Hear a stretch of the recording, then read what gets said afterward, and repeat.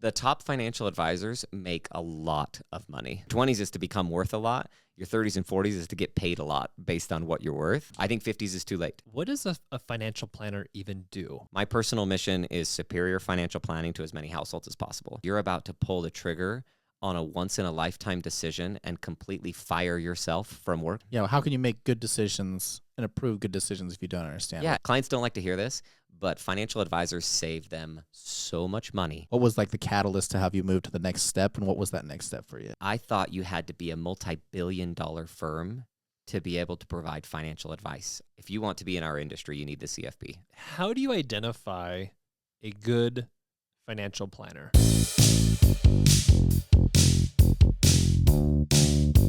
Well, Zacc, thanks for coming. I appreciate your time. This is going to be kind of cool. So you have a new building. So you're part of Capita Finance Financial Network. Perfect. Got it right? Yeah. Okay, Capita cool. Financial Network. You have a new building in Draper, just like as you're coming around the point of the mountain. It's just like right there.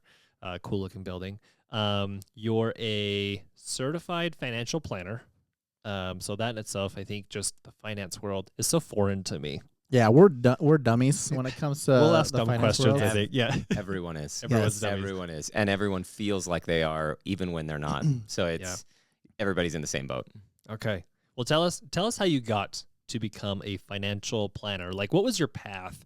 I think a lot of the times when we talk on to our guests on this podcast, it's been very much like, hey, people aspire to being like a teacher or a doctor or, the typical quintessential roles as they're growing up. But financial planner. Yeah, I definitely see you as the kind of guy who's like, you're 3 years old and you're like, when I grow up, I'm going to be a financial planner.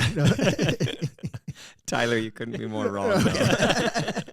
Okay, so we're gonna real talk like you used that term earlier. Yeah. Real talk this thing. I'm a financial planner because Fidelity offered tuition reimbursement. Oh, okay. That's how I got in. But let me tell you, there's more to the story. All right, let's hear it. We'll get all the way. That was the gateway. That's like at the movie where they give you the end and then they rewind. Yeah. Rewind years. I always assumed I would invent things and make things. I'm a creator of types. Yeah, I love to design, and I love three things. I love math, I love design, and I love people. So those three things are usually not necessarily together. Sometimes, you get math engineers that don't really like people. Yeah. And then you get artsy. Antisocials. Right. You get like design, art-focused people that don't really like math. Yeah. And then you get really social people who like to just engage but don't really care for the other two. And so those three things together for me, I knew that I liked them all, and I knew I needed to find something that gave me a taste of all three, because if I was missing one of them, I would get bored. And so I looked into different professions, and I was thinking either an engineer, but I would just still be okay talking to people, or I was looking at architecture because that had a lot of design element to it. Oh, sure, yeah. And then, and both my brothers are engineers right now, so that was kind of familiar to me.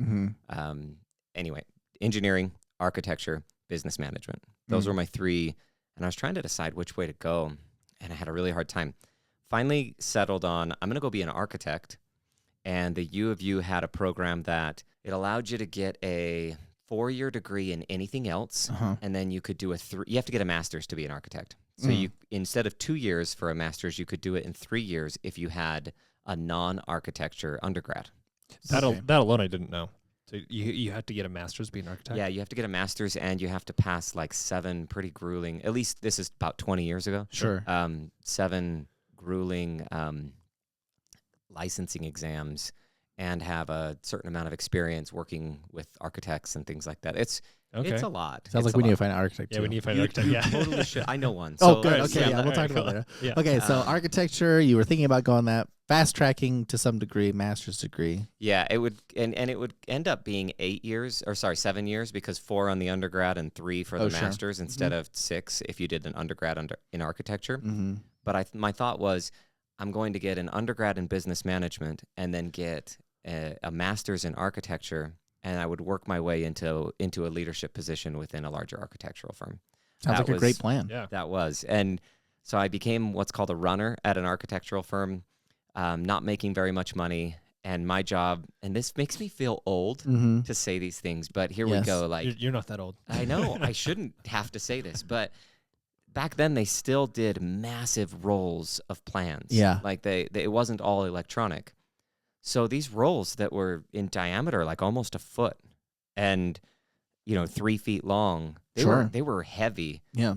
And my job was to transport them from the architecture to the engineer back to the owners. The firm I was working for did a bunch of work with Huntsman Cancer Institute up there on the hill. Oh, okay. Cool. So I would put 2 or 3 of those things in the back of an SUV company car that they had that I'd borrow to then get, because I was poor, and I'd get up to there and I'd have to haul them around and find some office. Anyway, it was kind of a weird job. And then I'd get back to the office and I was doing random things all the way to cleaning out the fridge and doing the dishes and moving things around in the office there. And anyway, I was just trying to get exposure to the architectural world. Of course. And up until this point, I had only done construction jobs. Like I had worked doing like metal framing and just all through college, right? And in my mind, I had this thought that I wasn't smart. This is, again, real talk, that I wasn't smart enough to have a desk job, that those were like for the geniuses. Yes. Sure. And this also makes me sound mean, but that working at the architectural firm, I'm like, he has a desk job. That guy does. That guy. If he can And do that it. guy, and that, I guess lots of people can have desk jobs. Sure. Yeah. So that was good. It gave me a little bit of exposure to like a more knowledge-based like economics and jobs and things that were available. We were newly married, and we'd been married like 6 months. And I got a call from my wife, and she was just in tears. And the architecture thing was nice and cool, but it was like a 10-year road to make very much money at all. Mm-hmm. And it felt like it was very volatile with, the economic cycles of construction and interest rates on mortgages and loans and all of that. Like it felt extremely risky. Sure. With not a lot of high like opportunity on the back end, or only a few people made it. So all of that was a lot. And my wife called me and she was in tears and she said, I don't think this is going to work anymore. I thought she was talking about our marriage. Oh, yeah, okay. But she was Like, oh, wow. She was 6 talking months about in. my job. Okay, yeah, yeah. So I'm like, it's okay, babe. I know we all fight. It's going to be fine. So then I finally realized that she was talking about the job, and I was like, oh, for sure. Yeah, I've got to find a new career. I just haven't found anything yet. And That's an easy problem to solve. Yeah. right. We can solve that one really easy. We're still good. Yeah. So then I learned about, while I was at the architectural firm, I found myself naturally like being inclined to walk into the accounting office and talk to the CFO, because I was learning about finance in school in the business degree. Sure. And really nice guy there. I'm sure he was like, I don't have time for you. But he was really nice, and I very much appreciate him answering my accounting questions and finance questions. So it dawned on me like, okay, I like this finance side of things. And I kind of gave up on the design part, thinking like I like people in finance and we'll go that route. So I went to Fidelity Investments, worked there for 8.5 years, and loved my time there. Like a really wonderful firm with a lot of really great people. And I went there because they were going to train me on finance and give me tuition reimbursement after 6 months of employment. And at that point, I didn't know if I would still be in the finance world after a few years after that. I thought, we'll just learn a bunch about money and investing for the next 2 or 3 years while I go to school, and then we'll figure it out from there.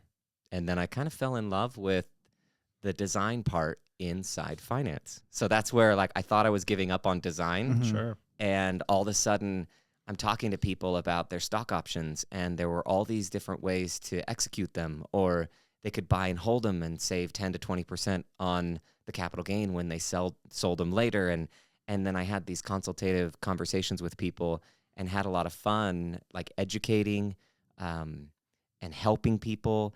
And then the strategic design was enough design for me. I didn't have to have visual design. I just needed like any design. So I started to have fun. And then I ended up getting a few promotions, and by the time I was done, or by the time the end of my career at Fidelity, I was in what they call their financial consultant role, which is like a general financial planner where you're advising people on retirement savings and retirement planning and things like that. So that's how I got into it. Okay. What do you want to know next? Yeah, so like I think like there's lots of different, when people take these paths and they get into these scenarios, and I for the context of this podcast, we try to help people understand these career paths and career growths. So for when you got to that point in your life, it was like, okay, well, I've been doing this for a while. I'm doing consulting. Like, what kind of took you to the next step to either do your own thing or move out, or decide like, you know what, my time at Fidelity, as great as they were to me and as much as I've learned here, was, what was like the catalyst to have you move to the next step, and what was that next step for you? Yeah, great question. So I was 8 years in, and one of the difficult parts about our industry is that the salespeople survive, and the technicians oftentimes don't. So what I mean by that is, there's just always there was a lot of sales pressure. And I want to be very clear, like, I loved my time working for Fidelity and loved the people. The role I had very high sales goals. Mm-hmm. And that wasn't super conducive to like me feeling like I was successful. And I knew that I was doing good things for people, but I wasn't hitting certain numbers, or, there were product goals and flow goals, and I might have hit 70% of them, but I always, and maybe that's the perfectionist in me, but I always felt bad about what I wasn't hitting, and and always was having conversations with management about what I wasn't hitting, and it was a bit much. And then I was actually wondering, like, maybe if you have to be this sales focused as a financial advisor, so I'm 8 years in, and I'm questioning, like, maybe I need to switch careers entirely, because that was a tough time for me, because I had invested so much. And we were making better money, but not enough that it was like, oh, I can go without income for a year or two while I figure this out. Sure. That wasn't on the table. By this time I have 3 kids and tough decisions, but then I got a call from this guy named Mike, who I didn't know, and usually don't pick it up, because when you're in those sales roles at the larger brokerage firms, the other recruiting people out there know how to talk to people, and they know that you know how to do financial planning and product placement and a few things like that. So they love to hire those people. And so you get a lot of recruiter calls. And I can't remember why I picked this one up in particular, but this Mike guy wanted to talk, and I ended up having a conversation with him. And he absolutely is like very unique, because I've never met anybody who can draw people in from like a sales standpoint without caring about whether or not they like do business with you. He's just like this positive energy that just is not a black hole, but like a positive like draw, right? Yeah. He's got so positive. He's got his aura. Yeah, as the kids call it. Aura. That's a better word. Yeah. So his aura is just like so high energy, so positive, and he loves to attract people in. But if people say no, he's like, oh, that's okay, I don't really care. And he's just so positive, right? Yeah. So very unique individual. And he had so many people coming to learn about his firm and do business with him. And because he's that like social attracting type, he wasn't as like engineer technician type, which is where like that's how I think and how I operate. Sure. So he was looking for somebody to come in and basically fill the other part of the advisory practice of how do we deliver on all the promises made? How do we create the best service possible? And I was pumped about that, because I'm like, I don't really like to do sales. Like, this would be great. Let's hang out together. So I left Fidelity and joined Capita at that time, and it had been in existence for it started in 2007, 2008, and then I went over in 2015. Okay. Yeah, Cool. so they'd been established for a little bit. Yeah, and mostly they were doing insurance and other solutions until 2012, and then they started doing assets under management and full financial planning in 12, 13, 14, and then the business grew enough that the workload and the technical aspect of the job became more complex, and that's why he brought me in 2015. So I'm curious about, like, if someone says, I like numbers, maybe they're the type of person that's like, I don't like people, so I'm just going to play with the numbers, right? And I want to be in finance. And I think that there's kind of a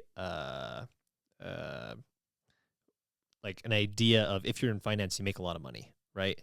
And so I'm curious about what does a financial planner even do? Because in the world of finance, like you got insurance, you got brokers, you like hedge fund managers and all this other stuff. There's so many different roles, and hearing that you're a certified financial planner, it's like, one, what do you actually like kind of do and plan for? But then also two, what's the process of like becoming certified? Like, is that in school? Do you have to have X amount of hours? Do you have to have certain training or courses in order to get that stamp of approval? And like, how does all that fit in? Oh my gosh, you guys, this could be 5 hours. So I'm gonna rapid fire. Okay, at you, all right, okay? rapid All fire. right, let's Yes. rapid fire. All right, you start at the top. We're gonna create a little tree, imaginary tree. Right, Here. got Start it. at the top and you say, I want to deal with money. I want to do finance. Well, do you want to talk to people and their personal finances, or do you want to deal with business finances? So that separates you immediately. But we're gonna knock out the business side very quickly, because we're really talking about the people side is more on my job, right? Yeah. Sure. So on the business side, though, if you said, I want to deal with the financial metrics of a business itself, and I want to see how we can use the money to best optimize the firm's activities as the resource. So you got human resources, which is people, and financial resources, which is money. How do you bring those things together and optimize growth? That's more of like an analyst within an individual firm working on the firm itself, okay?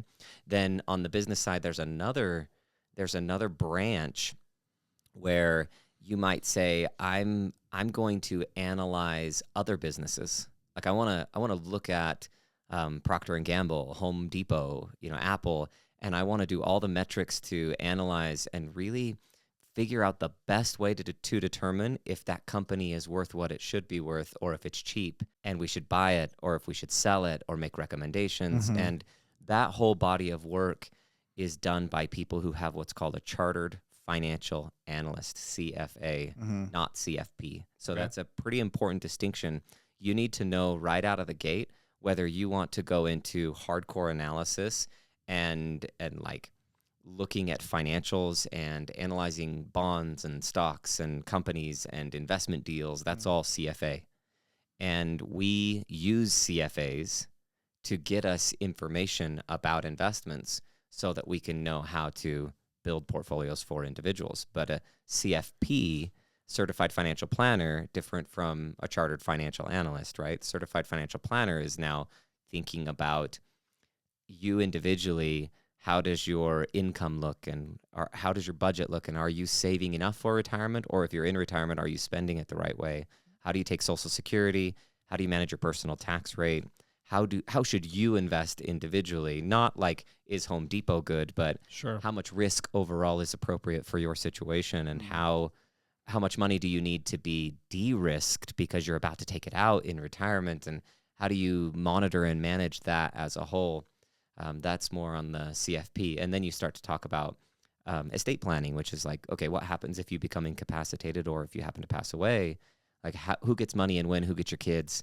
How do you organize all those decisions? How do you put them in writing? You work with an estate planner. But a certified financial planner is going to be right at the heart of all of those components of financial planning, whether it be insurance or estate, investments, tax, cash flow, retirement transitions. All of those things are at the kind of on the outside of a wheel, and you and your certified financial planner should be in the center of that wheel, Okay. working together to quarterback all of those other professionals and the whole financial planning process. So what does it take for someone to become certified? Like what's the C aspect of that, right? Yeah. What does that process look It like? is they have 3 or 4 metrics. 4-year degree, and it doesn't have to be a particular degree. Like you can get a degree in nursing and then become a certified financial planner. It's not like you have to have it in the field. Okay. But they require a bachelor's degree. Then they have their own education programs, and these are approved with several different companies out there. But there's 6 or 7 modules that you go through, and each module is basically like a college class or a semester. Usually you can get through a module if you're burning through it fast and you don't have a full-time job in 1.5 to 2 months. Okay. But if you are working full-time, oftentimes we see it takes 2 to 4 months per module just because of time. And at the end of each module, you have an exam, and you finish that, and then you go to the next module. And those are broken up by the components of financial planning as well, like tax and retirement plans and things like that. So you get through all the modules, and at the very end, you have this big capstone project and presentation, and you pass that. And then you have one exam that covers anything from all of the modules. It's pretty tough. I thought it was pretty tough. And you sit there for several hours and then a break and then several hours more. And then you have to pass that with a certain percentage. I've forgotten what it is now. Sure. And then after that, you have to have 2 more requirements, which are it's like ethics and suitability. Like you have to prove that you're not doing things wrong in the industry. They have their own questions as to how they... Yeah, like taking advantage of old people. Exactly. Yeah. Don't do illegal things. Don't. And then the other one is experience. So you have to have a certain amount of time in an advisory capacity, or you have to have a certain amount of time working as like in the wings of someone who is a CFP, and they have to sign off that they've had you on board doing a bunch of things and what those things are. And so once you get all of those things together, you apply to the CFP board and they approve it, and then you pay your fee every year, and then you do your continuing ed every year, and you can keep it. So there is like a dedicated board for CFPs. Mm-hmm. Is that a national Is that a national, or is it okay?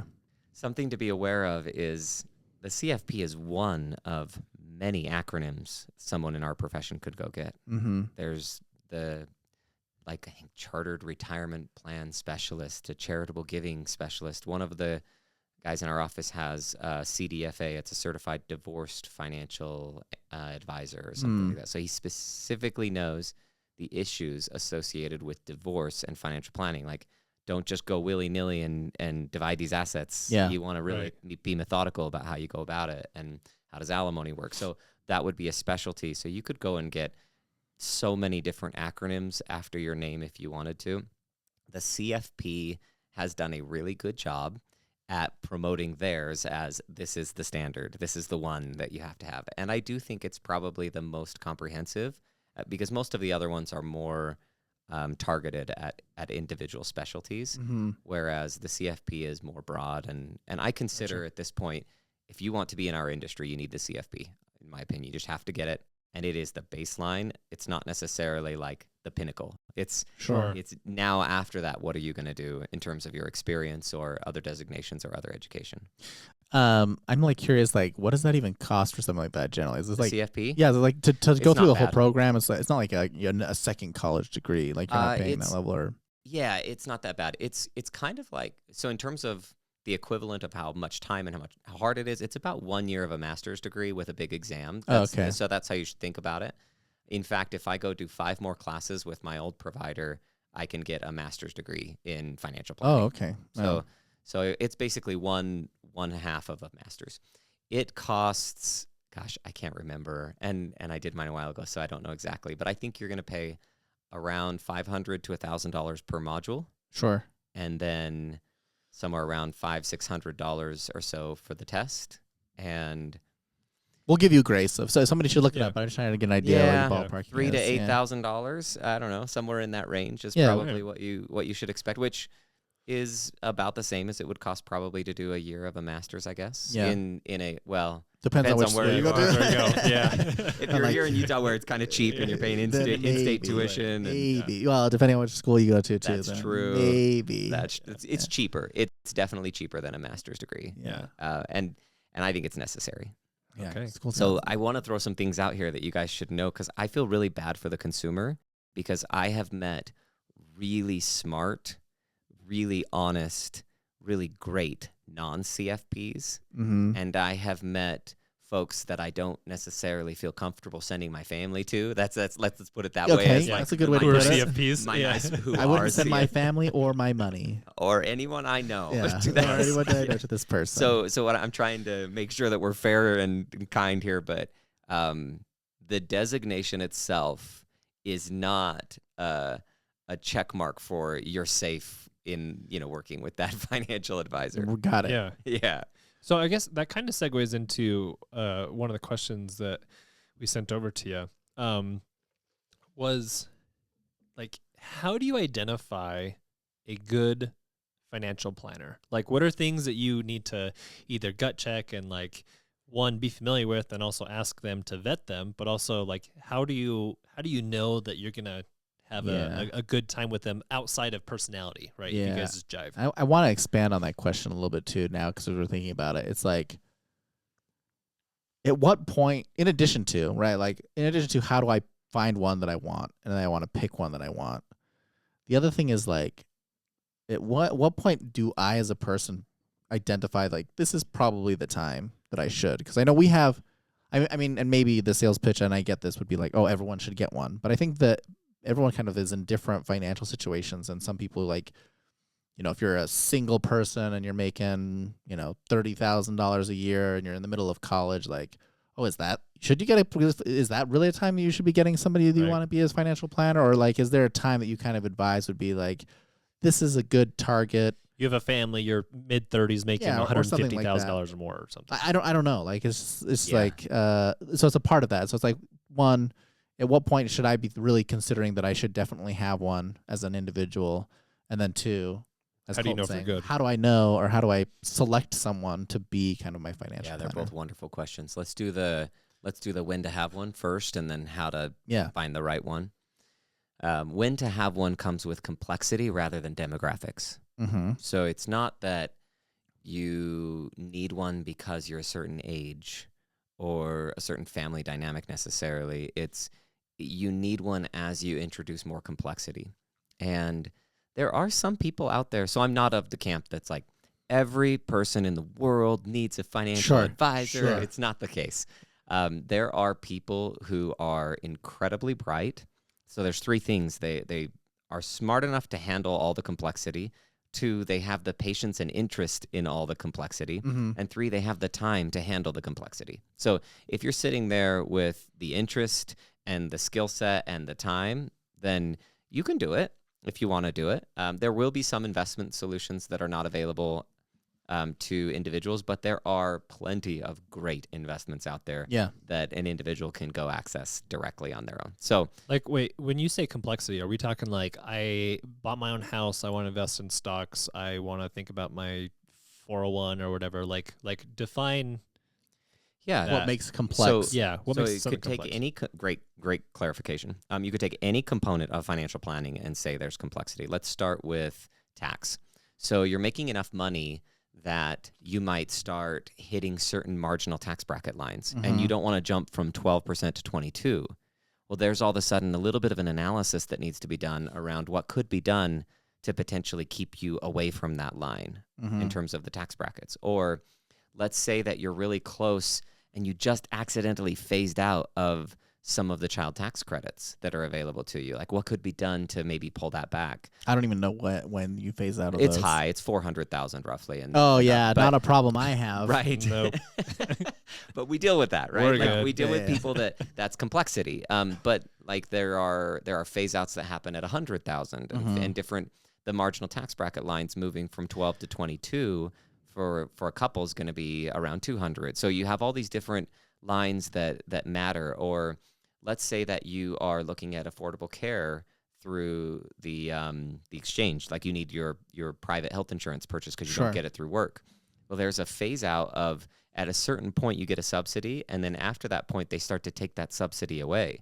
So if we can model that out and understand how your subsidy is going to go away because you're making another decision over here with the investments or with your income, that's complexity where multiple variables are coming together and they're affecting each other. But when you're dealing with like a simple job where you get a W-2 and you have a mortgage and you don't itemize your deductions on your taxes, you just take a standard deduction and you're just trying to kind of get by in the early part of your career, then you might not have enough complexity. The thing you really need to know, there's really two or three main questions. How much should I save or should I pay down debt? And where should I save it? And then how do I buy some basic investments? And then we'll start to deal with like all the complexity later as you build wealth. But that's it. It's let's talk about estate planning really quick. Complexity there could be you have a second marriage and you're dealing with kids from both marriage, and you actually do have assets, like you have IRAs and 401ks and brokerage accounts and homes. And how do you structure those things in a way that protects you, protects your current spouse, and protects your assets from following your current spouse down to their kids versus helping your current spouse and coming back to your kids. Like that's complexity that exists. And a good estate planner can help with that stuff. But what we find is that sometimes the individual needs a translator. Mm-hmm. Yeah. They need a financial advisor who understands what's happening over there on the technical side of estate planning to be able to say, this is what they're saying, this is why they're saying it, and this is what we think you should consider. What do you think? Work through it together. Okay, so take a step back. Most of our clients find us age 50 and up. Okay. So I just said demographics don't matter. There's your demographic. Sure. But the That's demographic, your average, right? the demographic itself doesn't matter. You're just saying that, or at least what I'm hearing and you say is that people don't run into that level of complexity until later stages of their Sometimes, life, because yeah. most people, on average, don't have the amount of wealth built up until they kind of reach a later stage, or they don't have that complexity added to their life because, you're not on your second marriage usually until you're older. You're not, you don't have multiple, residences or different things that you're owning, or your income's not at a point until you kind of reach that stage in life. There are people that do, right? Yeah. Sure. Obviously there are people that do, but most people don't. Right? Yeah, most people get real serious about, like, it becomes more real in their 40s and 50s where they're thinking, oh my gosh, I thought retirement was forever away, and retirement's closer than the beginning of my career is to me at this point. Oh, no. Like I'm more than halfway through, That's me. and they all of a sudden start to get a little bit nervous about that, and so they start to think, I got to get serious about this plan and start to save. Now, I do think, let's go through decades real fast, rapid fire that. 20s, you're working on what I call financial offense. You don't need to be worried about like exact retirement savings, and this is going to be a little contrary to what a lot of financial advisors will tell you, because they'll tell you like save as much as you possibly can as early as you can. It's like we can do the math. I can show you the whole compound interest thing. Like saving $50 a month when you're 20 might be more difficult than saving $300 in your 30s per month. Sure. And I can do the math to show you that might actually work out better saving $300 in their 30s, especially if that 50 allowed you to grow your education and grow your career if used wisely. I'm not saying spend everything, but I'm saying your 20s is about what I call financial offense. Your job is to figure out how to make as much money as possible and not blow it all. Sure. Which for me, when we were younger, was buy Bitcoin, but that's in retrospect. Right. Good clarification. I'm talking about active income, not passive income. Okay, right? yeah, So okay, Bitcoin yeah, would be good, more good, like good. passive. Yeah, okay. Your job in your 20s is to figure out how to be valued as high as possible for your own time and intellect. That's what I think your job in your 20s is. Your job in your 30s is to figure out how to position yourself to then build upon what you've achieved and really become, like, get paid what you're worth. Your 20s is to become worth a lot. Your 30s and 40s is to get paid a lot based on what you're worth. Sure. And then as you get more income in your 30s, I do think most people should start doing their own financial education research or talk to financial advisors in their 30s to 40s. Okay. I think 50s is too late, is the point. That's when people find us, but it's usually because They're like, oops, they're I've like, gone too far. exactly. Oh, no. But it's about complexity. So some people, it may be their 40s or 50s before they need it. Sure. But I actually think there are a lot of people in their 30s that could do it. Now, the problem we have in our industry is a lot of people charge based on assets under management. So do we. And we do a little bit of flat fee planning. So an individual that doesn't have a lot of assets to manage doesn't really have access to as many financial advisors because the advisors are building practices where they're handling the investment management for people as well. Right. So there are flat fee planners out there, and they'll charge an hourly rate or a flat rate. And I think that's great. It's actually been a pretty difficult business model for financial advisors because there's a lot of expense in running an advisory practice. And so those people are somewhat hard to find because it's a hard business model to run. But they exist. So those people, you could get, in your 20s, you could maybe get a little bit of like point in time advice once, and then 5 years, you might not need any for a long time. Like that would be ideal. And so that right there is why I started podcasting. So I started the Financial Call podcast about 7 years ago, specifically because I was thinking, all right, there's a big group of people out there that don't have access to financial advisors, but the advisors they will talk to are usually insurance salespeople that are going to push them into a whole life policy that they don't need. Right. Yeah. And so then they're not actually getting like tax planning and investment advice and estate conversations. So I thought let's build out a big old podcast body of education there that people can consume.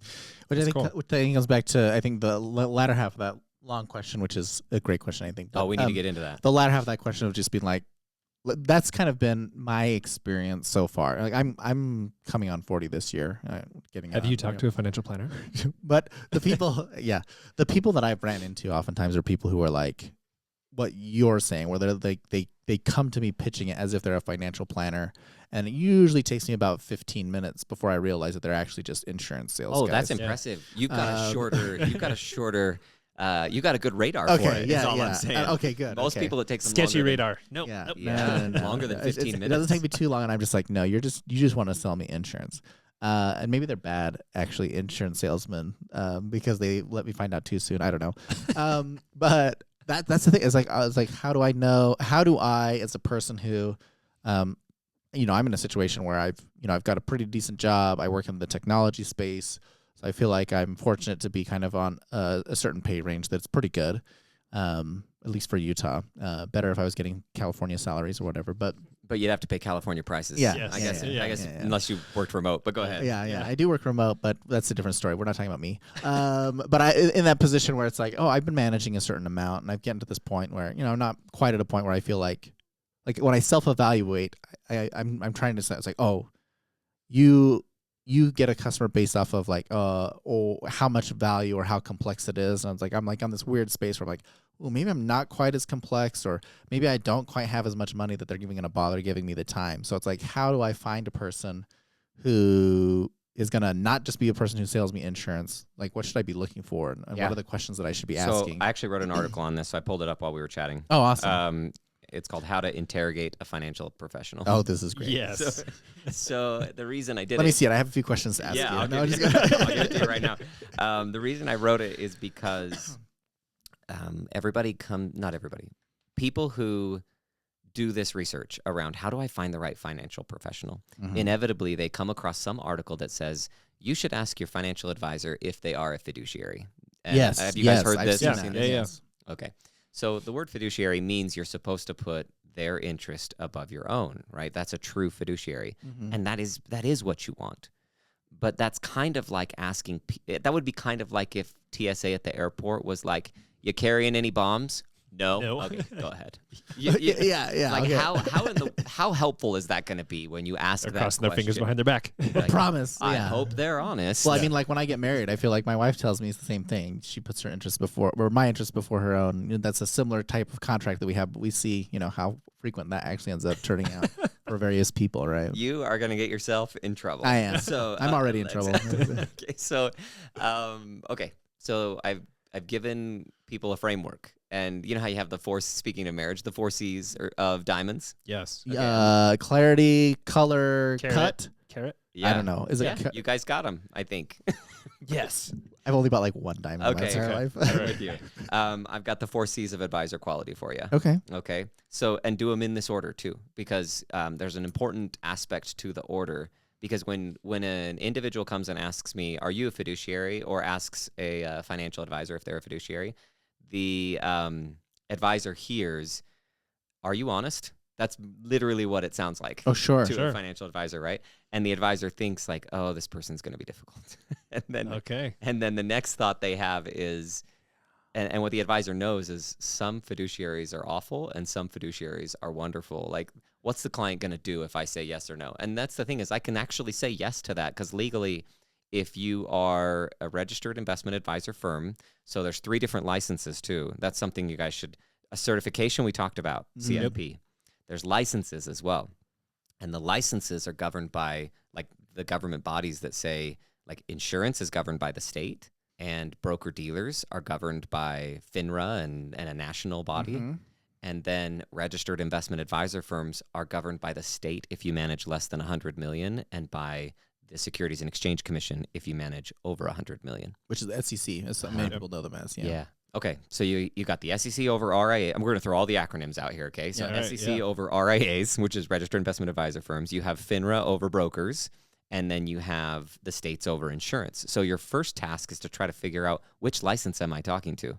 And the other difficult part about this is one person can hold all three, or two, or the other two, or just one. So it gets super messy for the consumer. Okay. So But they have to be licensed. Like, In is there order to ever do your is there stuff. ever a time where they're like they don't have a license but they're certified? Wow, good question. Is that where we start to go into you're Sorry, talking about- we might be going territory? too deep. No, you did great. So you're talking about the certified financial planner. Yes, Okay, yes. you should not be able. That's an interesting concept. I haven't really thought about it that way, but you should not be able to get the CFP without having been licensed, because you should not be giving advice without having been licensed. And so you Okay. have to prove that you have the experience to get the CFP. Okay. So A equals B equals C. You know, Sure. we should. You're be there. basically asking, Okay. like, are there life coaches to financial planning? Okay, Yeah. so but yes. Okay, so hold on. So that's the Oh, scary no. part. Oh, no. That is also the scary Yeah. part. And we're just opening cans yeah. left and right. We're It's never okay. gonna finish. We're gonna get to the dark side in a second. So there are a lot of people out there who are not licensed, and the irony in it is they are actually more free to say whatever they want because they don't have the SEC able to audit them regularly. Sure. Mm. So it's kind of scary. Like, you get on YouTube and you get on different places where people just say anything and everything about investments, and this is how the rich do it. This is how they, and oftentimes it's very sensational, and oftentimes it's like, well, that's true, but not all the way true. But they don't have to deal with a surprise audit of any major governing body walking No. into their office at any moment, right? It feels like they just put an asterisk. They say whatever they want, and then they just say, not financial advice at the end. Exactly. So it's really, really tricky. So you've got these three licenses, and the scariest ones are the ones that are not licensed. Mhm. And we see that a lot in like private investments and alternative investments. They are oftentimes not licensed for advice. They're doing a specific investment deal or something like that. Or influencers online most of the time are not licensed because it is way more difficult to actually be out there online. Like, we have to do so much to record every comment and post that we do for Sure. years Sure. because of these rules. So, okay, so the licenses. Let's go back to our 4 C's here. Yes, the 4 C's. So the first thing you want to figure out is competence. Does this person have a clue to really help you with the complexity that you have? Like, that's what you want to figure out very first. And there are ways to figure that out. And so for the sake of time, I'm not going to go through like that whole article. We can provide it as a link afterwards, but Yeah. I've given questions. I've given the right way to ask this question and the wrong ways to ask these questions, but competence is one of them. And that's going to help you know, like, can they actually handle my complexity? Communication is second. When I say communication, I'm not talking about how often are they going to talk to me. That's something different. What I'm talking about is, can I even understand what they're saying? Like, are they using jargon that makes zero sense to me? And when I tell them, like, I don't know what an RMD is, then the advisor needs to be really good to immediately adapt and say, oh, that's a required minimum distribution, happens at 70.5. Now, as an advisor, if you know how to communicate with people, you should know, okay, I got a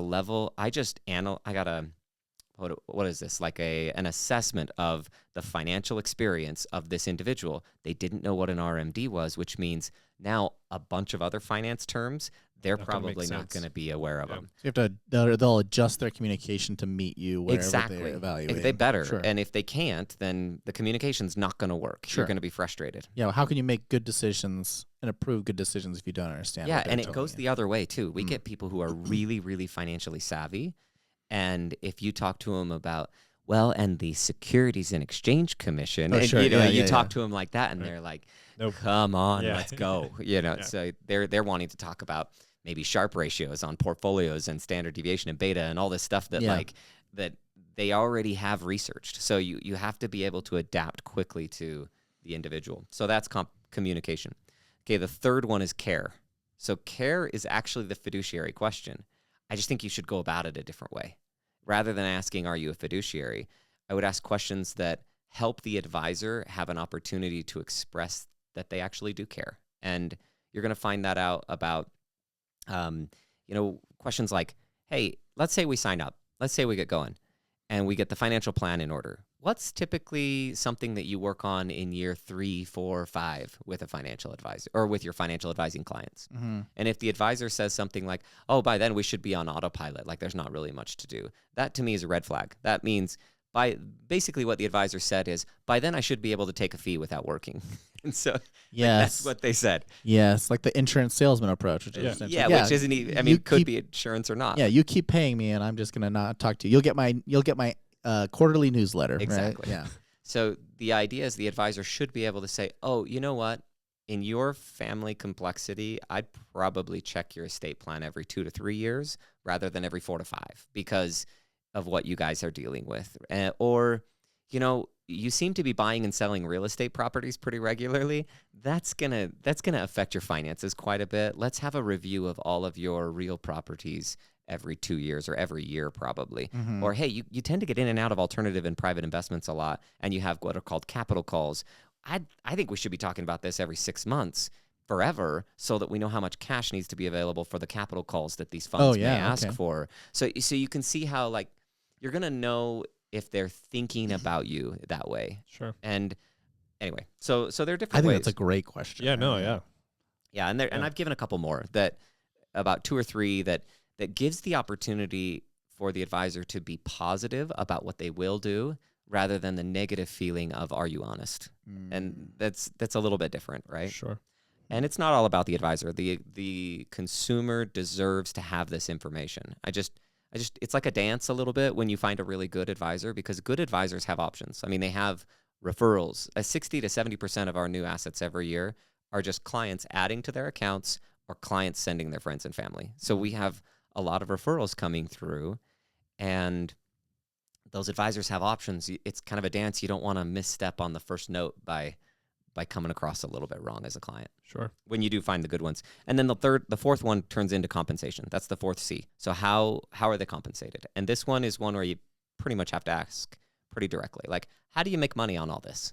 Talk me through that. Sure.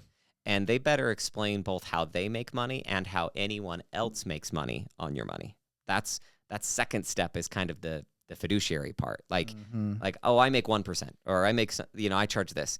But if they're also putting you in investments that have another 1.5% cost, you're all in costs 2.5%, and you should know that. Yes. But they don't necessarily have to disclose that, and they don't necessarily always feel like they should disclose that, because the other 1.5% isn't their fee. It's not what they make. It's just the investments they have available to them. But there are a lot cheaper investments out there than 1.5%. So I think that an advisor should express both what they make and the other costs you might incur through your investments or to other people. That's a great answer. Yeah, no, that's cool. So I learned a lot today. We're still going. Okay, yeah, you guys keep going, but that's how. So we talked. Let's kind of do a little recap on this, though. Yeah. You asked about when to get a financial advisor, and it has to do with complexity. Yes. However, I think everyone in their 20s should be playing financial offense and figuring out how to make as much money as possible. And then in their 30s, it's a hybrid of financial offense and then good financial resource management, meaning you're starting to make decisions about where to save, how to invest, how do I manage my cash flow. By the time you get to your 40s, it should be a pretty good push for, okay, I have a retirement goal in 20 to 25 years. I still have time for compounding interest to work its magic, and now I really need to get serious and start putting it away. And then 50, you're just constantly checking your plan that you put in place in your 40s. And then when you get closer to 60, now the financial complexity goes through the roof, because you're about to pull the trigger on a once-in-a-lifetime decision and completely fire yourself from work. You're about ready to retire. Yeah. And all of a sudden, you've had this one-way street where money's going into assets, and at some point you're going to turn that off, flip the switch, and money's going to come out, and that is nerve-wracking for people. And then there's Social Security filing strategies, and how do you go about all that, and Medicare, and anyway, so there's a lot going on there, and how do you invest? Your investments should shift as you go into retirement. Some retirees think, oh, I should be all conservative. No, but you can't have all your money in high-risk investments right out of the gate in retirement. Right. You lose money and then you have to sell to spend. Like, that's not going to work. Yeah. So that's the timeline of when and how to think about financial advice. And if you're not wanting to hire a financial advisor, by the time we're done today, I'll give you more resources than you ever imagined to do it in your 20s and 30s and maybe 40s without having to talk to anybody. So that we can do that. We found that as we throw out just free, like actual giveaway, like the farm, basically, that people are better off, and eventually they come to us. But my personal mission is superior financial planning to as many households as possible. So if that means that they never talk to me, that's fine. I'm going to throw it out there on like podcasting and books and all that. Sure. Yeah. So, okay. So then that was when, and then the 4 C's around, you're looking at competence, communication, care, and compensation. It's a great summary. Yeah, no, that's really good. One thing I wanted to also get into, you touched on this a little bit. What is the dark side of your role? Like, I want to go into realities As a person doing it. as a person doing it. Yeah. Yeah. In your position, what are some realities that people may not understand as a CFP, or what's kind of like the impacts and ramifications of your role to either family or just like general? You think I make a lot of money, but I don't, or you think I make a lot of money and I do, it's because of XYZ, right? It's just kind of... The top financial advisors make a lot of money. And there are a lot of financial advisors who work in like service financial advisor jobs at bigger firms that make $50,000, $60,000, $70,000, $80,000 a year, which is an okay income. But there are many financial advisors out there making $500,000, $1 million a year and up, depending on what kind of firm you build. So that in terms of like what is the opportunity and the scope of that opportunity is pretty wide, and it's a great profession to be in. And I think before we're done today, we need to talk about how I think that will change over the next 2 decades, because I think it will change quite a bit. But you asked about the good, maybe the bad of being in the financial advisor space. It was really frustrating to me how many consumers I would watch talk to someone incredibly charismatic, but fairly incompetent, and they just loved them for it. It's like you're getting subpar investment solutions. Sure. You're getting just scratching the surface on the actual detail needed with your financial plan in terms of like how you actually are going to save and in what type accounts. So like, for example, they might answer the question, should I do Roth or traditional? It's like, yes or no is not the answer there. It's when should I do it? How much should I do it? How much of Roth conversions should I do? When should I do those? Like there's so much more to it. Backdoor Roth conversions. There's so much going on in that question that there are a lot. That's the dark side, in my opinion, is that the super charismatic, funny, great-looking financial advisors oftentimes do really, really well, and some of them are just not that great technically. And I don't mean to speak poorly about anybody. I think most financial advisors think they are doing the absolute best that they can and that anybody could for their clients, but there's a little bit of a disconnect there. Okay. That'd be one dark side. Second dark side is that depending on where you work, this is partly why we went completely independent, where we can choose our own solutions. Like we don't have investment products. We don't have funds. We don't have anything like that. Depending on where you work, you may be forced to offer your employer's funds and investments only. Oh, sure. And that's not fun, because you're sitting there just really great people wanting to help people, but they reach back to the quiver of arrows, and the only ones in the quiver, the only arrows that come out are company ABC's funds and company ABC's insurance products and all of that. That's hard. And you're trying to tell the client you're doing the best thing you can for them, which you are, of the options you have. Sure. You're giving them the best that you have access to, but that'd be dark side number 2, is just good people who come across as good people, but just have fewer options available to them to give to you. So that's the tricky second part. And then the third one is the sales pressure. For a lot of firms, you're compensated on flows. You're compensated on just money coming in, and not necessarily. So the compensation, the way a financial advisor gets compensated varies a lot based on different firms. So if dark side number 3 would be the advisor doesn't make any money after the first month with you. So they don't come back and help you anymore. And we don't like those types of arrangements. Yeah. We try to avoid at all costs, like the different, I think it's good to have an ongoing relationship where the client could fire you at any moment and stop the payment. Yeah. And save themselves the future expense of that relationship if they don't want to be with you anymore. Was that dark? Was that too dark? No. Yeah. It wasn't. Yeah. No, I don't think it's too dark at all. I think their realities. I think people need to. Yeah, when they're deciding this. When they're deciding this career path.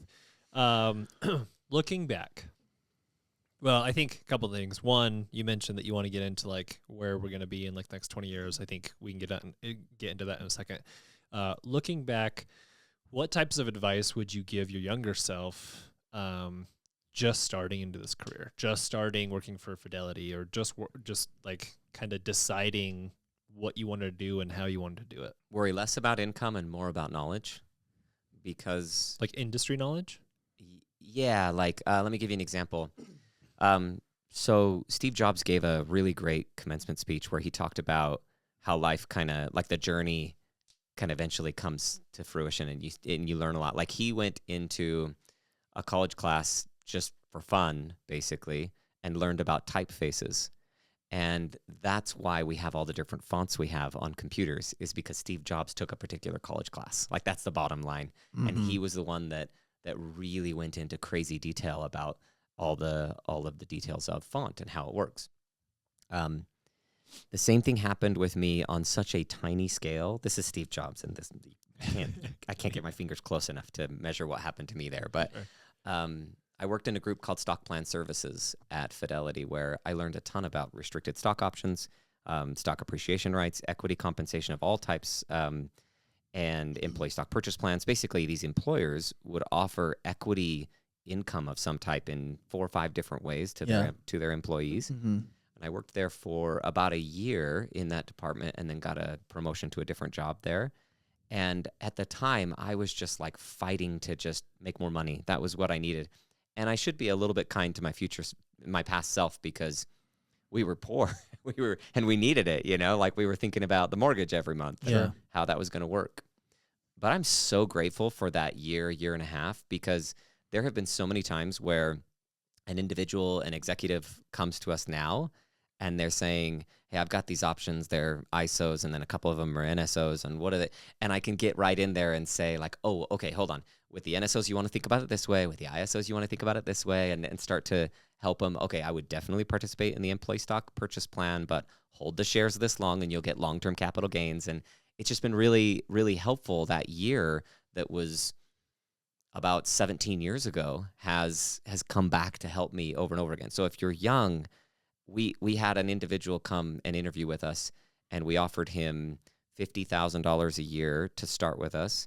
And he wanted, I think, 55 or 60.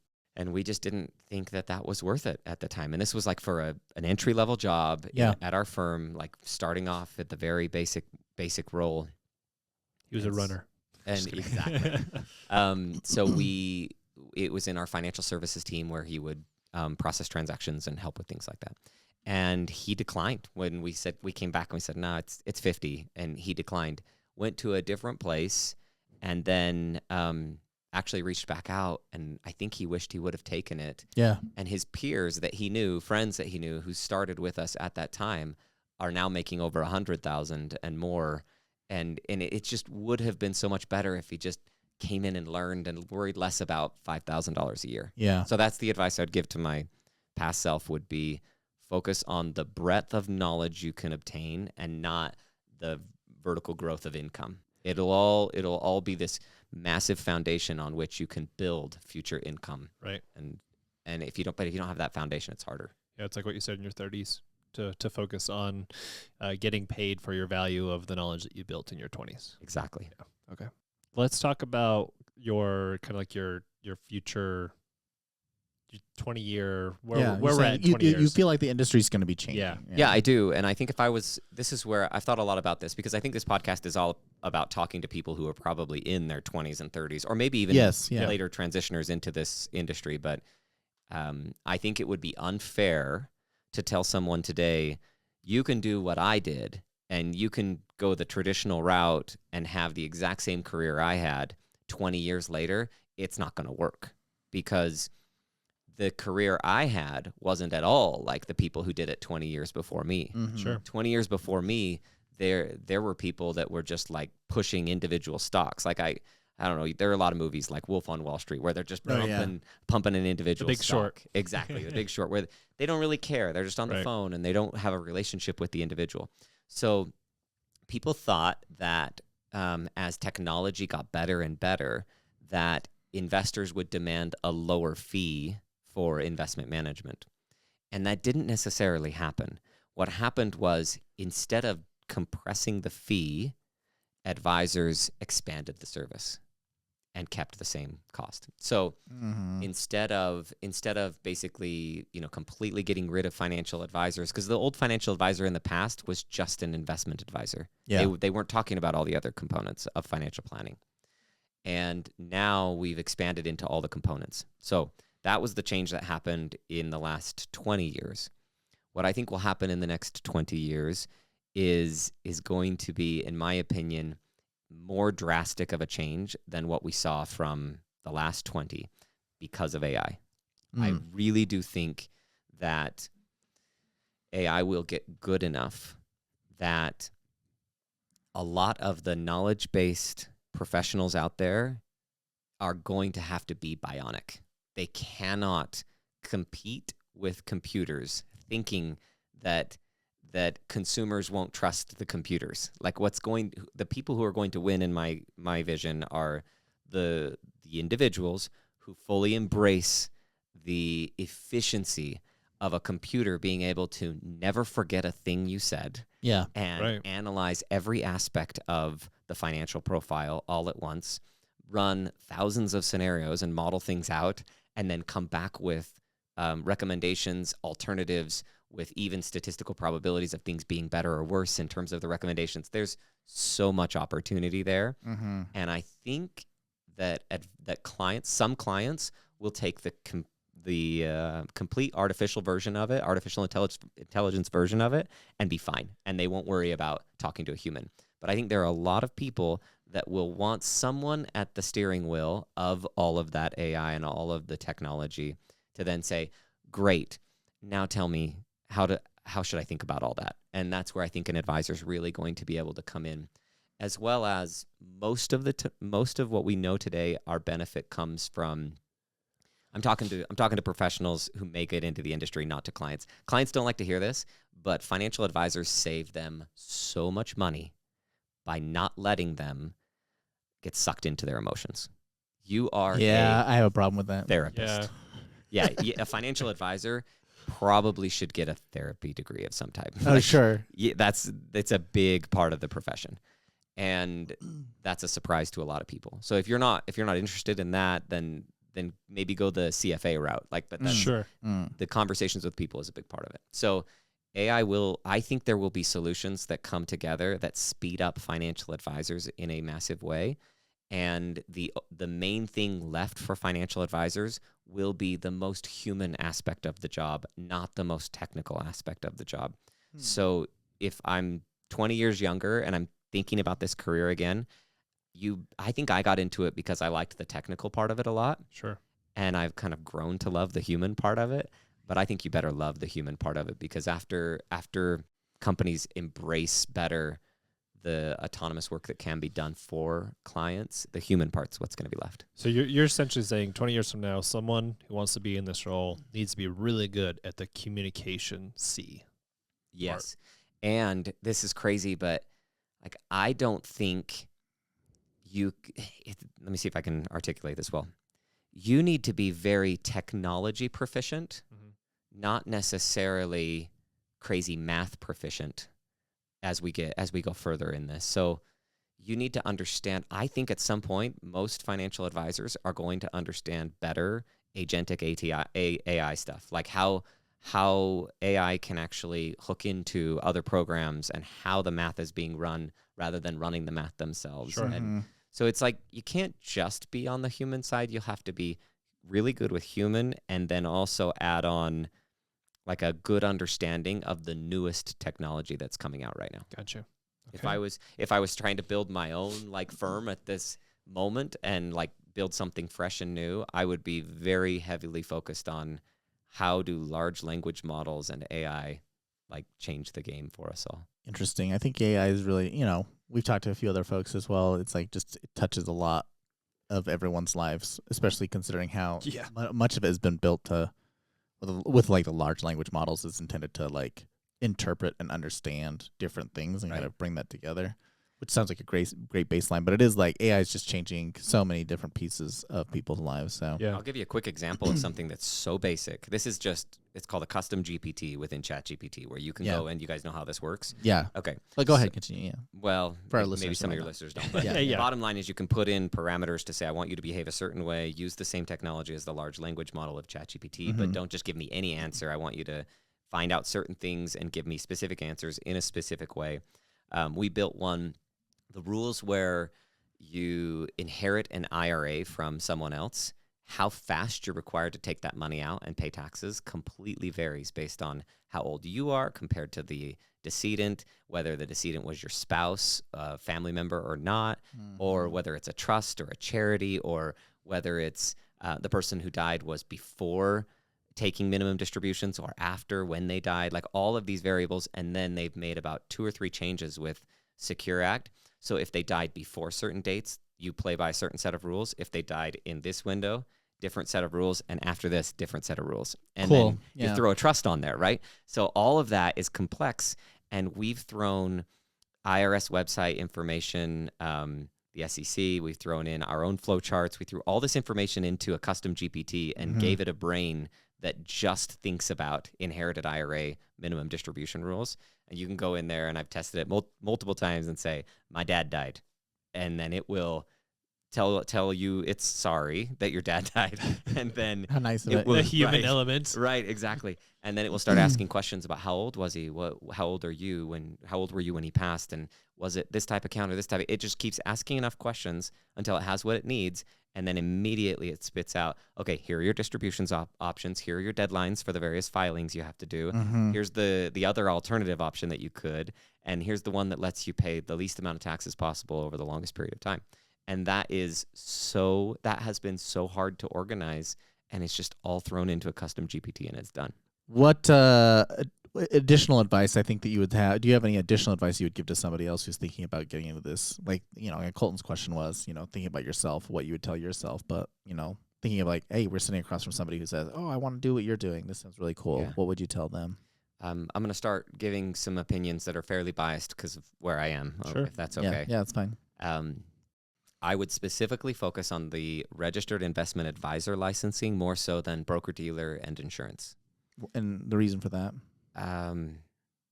I think that licensing is better aligned with the client than making a commission on product sales, on which is broker and similar for insurance. Do I think those licenses are bad? No, but I would very much focus heavily on the investment advisor side. I would be very clear about the company you work for.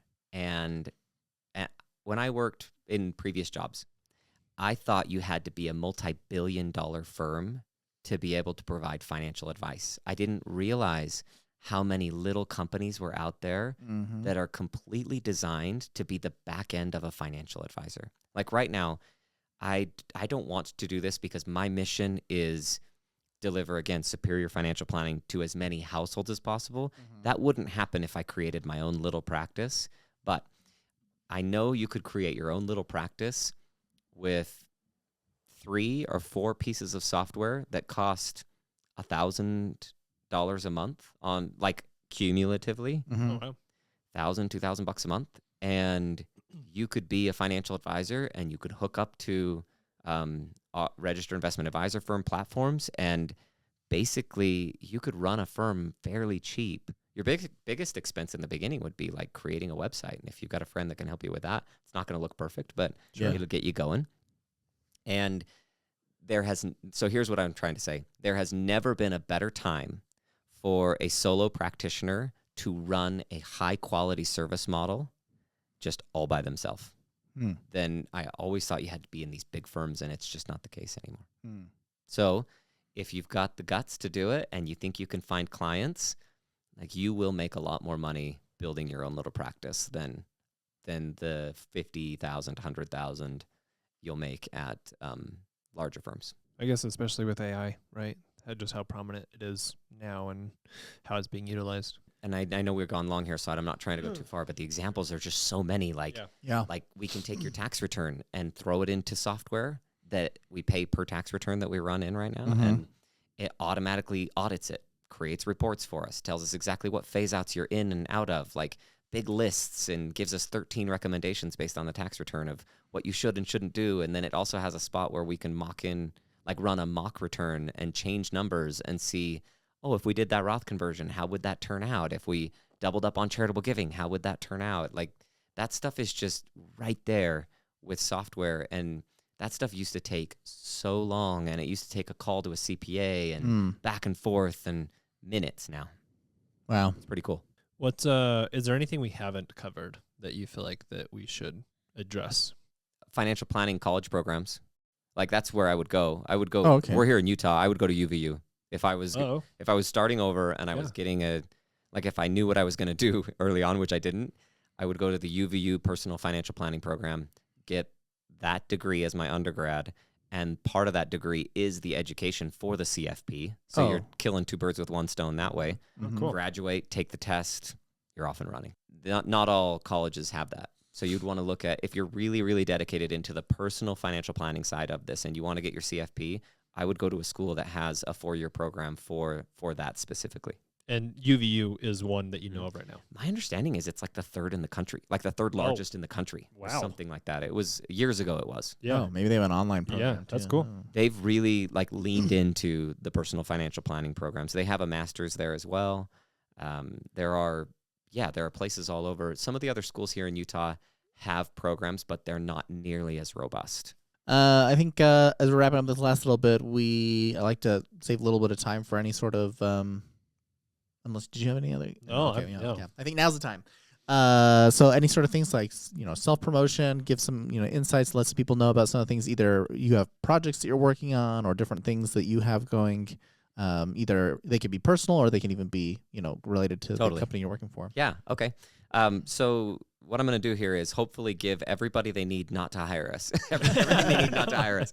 At some point, maybe you'll reach out. But I've got a couple copies of this for you guys. Cool, thank you. 7 prosperity projects. This book was built for the person who doesn't have a financial advisor yet and needs to figure out what to do in what order. Yeah. So it's 7 projects specifically laid out so that you minimize your risk of missing an important financial planning decision, because you might be forgetting to do something and it actually is project 1 and you don't think it should be talked about for a while. Like, this has a checklist at the end. It'll help you work through the process very clearly. And I've written stories in there and given examples and explained how it works from a financial advisor side and tried to make it as entertaining as possible. But it's a pretty easy read. You'll read a chapter in 15 minutes, and it's got 7 projects, and it shouldn't be too bad. That's on Amazon. If you're here in Utah, come visit us. We're by the Pluralsight building in Draper, right off the freeway. We have hundreds of copies of these, and we just give them out for free. Awesome. So cool. If somebody wants to come in and grab one, happy to do that as well. So that's the 7 prosperity projects. Then I have about 150 episodes on the Financial Call podcast. That's on Spotify and Apple. And there's something called the Guided Path. So this is 8 seasons broken out by category and about 5 episodes within each season. So we take income planning, which is like, how do you manage your income and what to do in terms of financial planning, and then Social Security and investments. So investments will start like basic around, what is a stock? What is a bond? What is a fund? Difference between ETFs and mutual funds, and then futures and alternatives, and then putting it all together in a portfolio. So every season goes from the most basic to the capstone of how do you bring it all together. Yeah. Okay, cool. And then we do tax and estate and business owners and all of that stuff. So go to thefinancialcall.com so you can find the Guided Path and other episodes. And then I've been on the Retirement Nerds YouTube channel quite a bit, and that's been a good resource for a lot of people. That's not ours, but we had a Roth versus traditional video hit like 1.5 million views recently. Like, oh, sweet. Yeah, it's done well. And people mess that whole decision up quite a bit. So that, I think that's why it's helped a lot of people. Yeah. And then we're doing our own YouTube as well. So just Google my name. It's spelled wrong. I usually joke it's spelled wrong. Your name is? Yeah, I usually tell people it's because my family's from Wyoming and didn't know. And then I was sitting across people from Wyoming in a client meeting. I'm like, I gotta stop using that joke. But Zacc is my first name and last name is Call. Put that in YouTube. You'll find us there. I'm trying to build just a straight money education. Where we'll go through each of the prosperity projects. We'll redo the guided path visually because the old guided path is just audio. Talk about current events happening. Talk about very specific financial planning things. So all of that's there. And then, of course, if you're like, I just need to talk to someone, then reach out to Capita, capitafinancialnetwork.com. We have 18 financial advisors, about 60 total employees, and we are just passionate about putting people in a better place financially. And I think you'd be surprised at how pleasant that experience can be compared to what it sounds like you've had in the past. Yeah. Insurance salesmen. Right. That's it. Cool. Okay. We'll love it. Thanks for coming over. Yeah. Appreciate your time. This is cool what you guys do. I like it. Yeah. Thank you. We appreciate it.